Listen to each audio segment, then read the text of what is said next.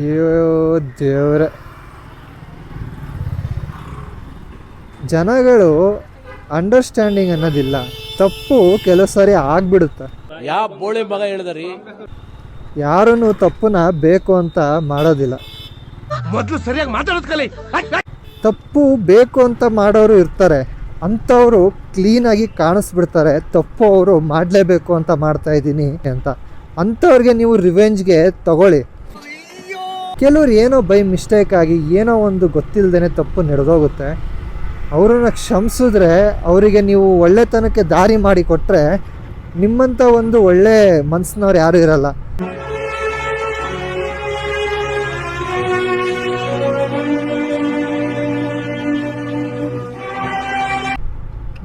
ಅಲ್ಲಿ ನೋಡೋದಲ್ಲ, for example ಇವ್ರು ಏನೋ ಮಿಸ್ ಆಗಿ ಈ ಕಡೆ ಬಂದುಬಿಟ್ಟಿದ್ದಾರೆ. ಈ ಕಡೆ ಗಾಡಿ ಏನೋ ಇತ್ತು ಅನಿಸುತ್ತೆ, ಅವ್ರು ಮುಂದೆ ಬಂದುಬಿಟ್ಟಿದ್ದಾರೆ. ರಿವರ್ಸ್ ಹೋಗಿದ್ರೆ ಮುಗ್ದೋಗಿತ್ತು.